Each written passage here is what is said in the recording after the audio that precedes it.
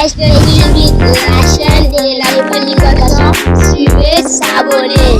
Oui, évangéliste Philippe Chibang TV, consommé, suivi. En 1996, alors que le génocide au Rwanda, les génocides au Rwanda, il y en a eu 4, même si on ne parle que d'un seul. Les génocides au Rwanda sont en train de mobiliser l'opinion publique. Je reçois à Kinshasa un coup de téléphone d'un certain Léonce Ndarubakié qui m'appelle. Je venais de sortir du journal à 13h30. Il me dit, Monsieur Kwebe, est-ce qu'on peut se rencontrer à l'hôtel Diplomate, n'est-ce pas, non loin de l'hôpital de Kintambo? Je m'y rends, je vois un monsieur grand, 2 mètres et quelques, un tout petit pur jus.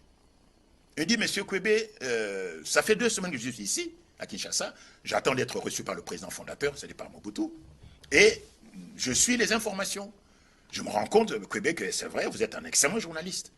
Mais excusez-moi, mais vous ne savez pas de quoi vous parlez quand vous parlez du Kivu. Vous ne savez pas de quoi vous parlez. Alors j'étais un peu, évidemment, humilié. Il dit, mais écoutez, parce que vous ne savez pas qui sont les Tutsis. Vous ne savez pas, moi je suis Tutsi, dit-il. Je peux remonter l'arbre généalogique de ma famille jusqu'au XVIIe siècle. Je sais qui était mon arrière-arrière-arrière-grand-père jusqu'au XVIIe siècle. Eh bien, moi j'étais gouverneur de Muramvia, n'est-ce pas? C'était le bras droit de Ndadaye, le président qui a été assassiné. Oui, Melchior Ndadaye. J'étais son bras droit, gouverneur de Muramvia. Et moi, j'ai échappé à 5 attentats, n'est-ce pas? J'ai échappé à 5 attentats par mes frères Tutsi. Entre parenthèses, on en parlera. Fachi a échappé à 5 attentats ici, mais dont on ne parle pas. Fachi a échappé à 5 attentats. Le premier, c'est celui contre son avion, avec son chauffeur et sa voiture en Antonov. Oui, c'était ça le premier attentat. Mais il y en a eu d'autres dont on ne parle pas. Donc, il dit que, Léonce Ndarubakié me dit qu'il a échappé à 5 attentats, mais il est venu ici pour dire à Mobutu ce que sont les Tutsis, qui sont ici au Congo. Ce sont eux qui vont l'abattre. Ce sont eux qui vont le faire partir. Mais j'attends depuis 2 semaines, je ne suis pas encore reçu. Et il me dit, mon cher Kwebe, vous ne savez pas, vous n'avez pas la moindre idée, quelle que soit votre imagination, de la haine que nous, les Tutsis, nous portons aux Bantous congolais. On vous hait, on vous déteste. Et d'ailleurs, on vous appelle des chèvres dans notre argot.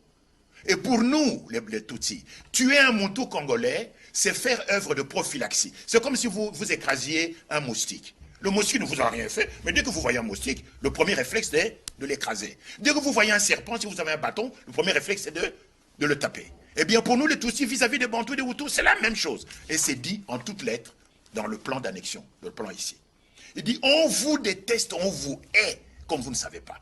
Et je vous signale que les Tutsis sont en train de préparer un coup contre Mobutu. Ils ont dû rire sous cap lorsque Félix Tshisekedi disait que Kagame est son frère. Exactement. Mais, écoutez, voilà ce qu'ils disent ici.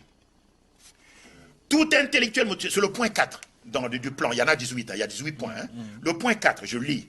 Tout intellectuel Motutsi est tenu de se faire un ami dans tous les services de la République démocratique du Congo pour lui permettre de s'initier à la machinerie administrative de ce service en vue de se préparer au remplacement éventuel à la responsabilité de ce service.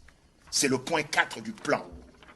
Ça vaut la peine de le lire, vous allez comprendre que, en fait, nous sommes totalement à côté de la plaque.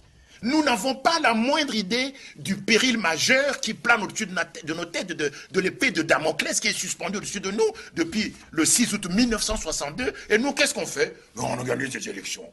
D'abord en 2006, en 2011, en 2018. Et il y a 24 candidats, ou 26, je ne sais plus, qui n'ont jamais lu ceci. Alors qu'il y a un péril majeur qui est au-dessus de nous et dont nous n'avons pas pris conscience. Et quand vous en parlez aux Congolais, ils disent, mais Kwebe, vous exagérez, Mboko Ekokufate, Nani Nzambe Azo Sala, Yahvé Azo Sala. Mais la Yougoslavie, qui parle maintenant de la Yougoslavie? Juste une petite anecdote. Je vais à Western Union, au guichet, pour envoyer de l'argent au pays. Devant moi se trouvent 2 jeunes blancs, 18-20 ans. À l'époque, il y a cela, on remplissait encore des formulaires. Hein. On leur remet un formulaire qu'ils remplissent pour envoyer de l'argent. Alors, l'employé de Western Union prend le formulaire et regarde. Et c'est une dame. Et elle leur demande, mais où envoyez-vous l'argent? Ils disent, mais c'est écrit là-bas, sur le formulaire, on envoie de l'argent en Yougoslavie. Et la dame leur répond, mais écoutez, mais messieurs, vous ne savez pas que la Yougoslavie n'existe plus. Moi, j'ai peur, mon cher Kerwin, que dans 5 ou 6 ans, ce ne sera plus une question de parler de la Yougoslavie qui n'existe plus, mais ce sera, ah, mais vous ne savez plus que la République démocratique du Congo n'existe plus. Aujourd'hui, la Libye n'existe quasiment plus. C'est un pays qui est divisé en 3, la Tripolitaine, la Cyrénaïque et la région de Benghazi. Le Soudan, qui est voisin du Congo, divisé en 2, le Sud-Soudan, le Nord-Soudan, avant que la province du Darfour, qui est frontalière du Tchad, ne soit également séparée. Donc, il y a un péril majeur. Le plan de balkanisation du Congo, mon cher Kerwin, existe depuis 1972. Depuis 1972, depuis 51 ans. Et plusieurs chancelleries d'ambassades dans le monde possèdent ce plan de balkanisation du Congo en vue de la création du Tutsi-land, c'est-à-dire de la création du foyer national Tutsi qui comprendrait l'ancien district du Tanganyika, n'est-ce pas, selon l'ancienne, n'est-ce pas, division administrative, le Sud Kivu, le Nord Kivu, une partie du Maniema, l'autre partie étant destinée à être annexée par l'Ouganda, n'est-ce pas? Voilà les frontières du Tutsi-land. Donc, le district du Tanganyika, le Sud Kivu, le Nord Kivu et une partie du Maniema.